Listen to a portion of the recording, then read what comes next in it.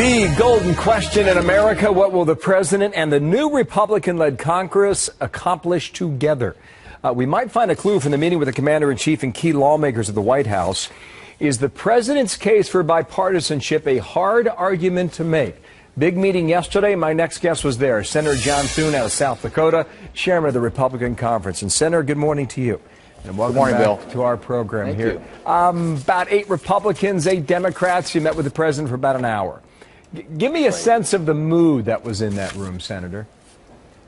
I think the mood was hopeful. Obviously, every time you get together, it's a new session of Congress. This is the first meeting that we've had since we took over the majority. And so I think the president was attempting to reach out and to try and find some common ground. There are some things that we can work on together, but the thing that's, to me, is more important than the words, Bill, are the actions. And it's really going to be interesting to see whether or not the president, whether this was a Lucy in the football moment or whether he's really going to follow through on working with Republicans and trying to do some things constructively for the good of the country. What does your gut tell you on that then? Well, you know, I think the thing that worries me probably the most is all the veto threats that are coming out of the administration already. I mean, instead of waiting until there's a process where Congress can work and try and, you know, Keystone Pipeline's a good example, some other issues that the president's already issued veto threats on that are good for the economy, good for jobs, and he's already come out and said, nope, I'm not gonna work with you on those things. That's the thing. The troubling sign to me is not what the president's saying, but what he's doing. Understood. And I think that's the problem. Specifically on his language yesterday, Senator, did he say, hey, we're going to work together on this or other things? What did he say? He said that I think there's some things where on trade and cybersecurity, a few issues like that, he believes there's some common ground.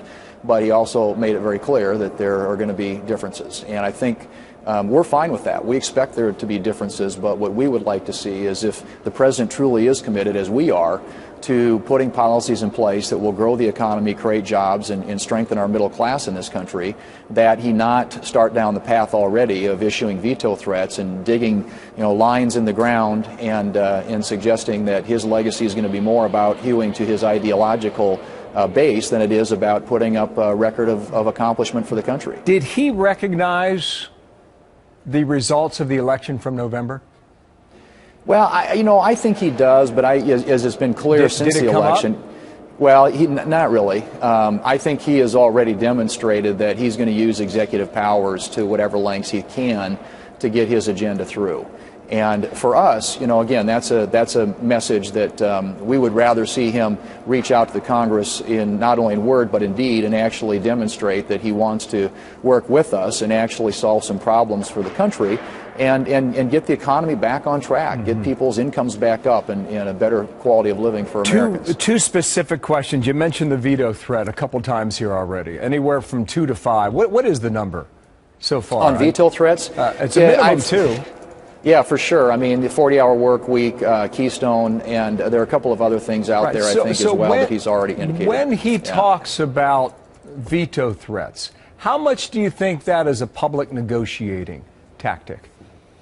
I don't think it's a very good negotiating tactic. The negotiating tactic for me is, send a proposal up here to Congress if you've got an idea. If you don't, let Congress do its work, and then let's have a discussion about whether or not the bill can be improved in a way that would get the president to sign it.